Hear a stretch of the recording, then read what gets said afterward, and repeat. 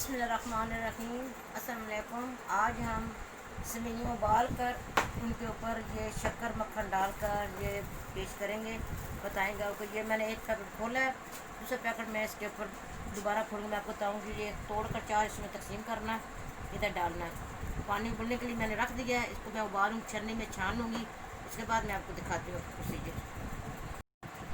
इसमें आप देसी घी भी डाल सकते हैं। मक्खन का और देसी घी का अपना अपना अलग फ्लेवर आता है, लेकिन दोनों का बहुत ही मज़े का आता है। मैं आदम वालों का ये डाल रही हूँ मक्खन। इसका भी मुझे बड़ा अच्छा टेस्ट लगता है आदम वालों का। और आप घी भी डाल सकते हैं, देसी घी भी इस्तेमाल कर सकते हैं। तो मैं आपको ये उबाल कर दिखाती हूँ।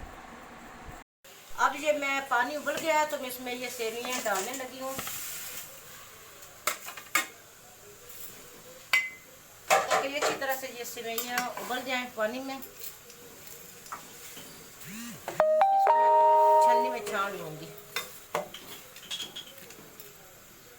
ये 3-4 उबाल से ये बड़ी अच्छी हो जाती है, नरम हो जाती है, नरम हो जाएगी।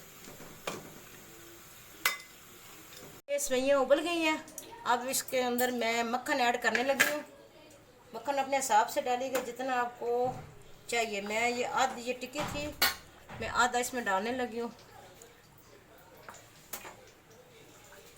ये इसको अब मिक्स कर लेंगे, मक्खन को इसके अंदर मिक्स कर लेना, ठीक है, ताकि सब इसके अंदर यकजान हो जाए मक्खन। इसके बड़ी प्यारी खुशबू आ रही है मक्खन की।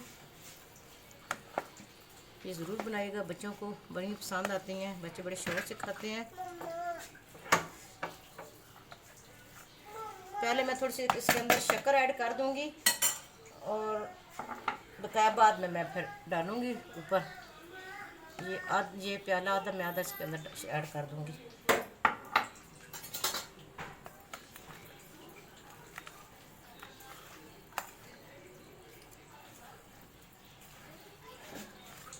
ये शक्कर की भी बड़ी अच्छी धीमी सी महक आ रही है, मक्खन की अपनी आ रही है। देसी घी में बहुत मज़े की बनती हैं, देसी घी में भी। और मक्खन का तो अपना ही एक जवाब है। मैं जब ये सर्व करूँगी ना, उस वक्त मैं ऊपर ये डालूँगी शक्कर। और ये देखें सारा मिक्स हो गया, मक्खन इसके अंदर सब जज़ब हो गया। ये ऊपर मैंने थोड़ा सा मक्खन डाला था, ये और शक्कर इसके ऊपर मैं डालूँगी अपने हिसाब से, जितने आपको पसंद है। अगर कम हो तो फिर और डाल दीजिएगा, लेकिन मैं तो इतनी डालूँगी। बहुत मज़े की हैं, बहुत अच्छी बनती हैं, ज़रूर ट्राई कीजिएगा। हमारे चैनल को सब्सक्राइब कीजिएगा, लाइक कीजिएगा, दोस्तों में शेयर कीजिएगा। दुआ में याद रखिए। अल्लाह हाफ़िज़।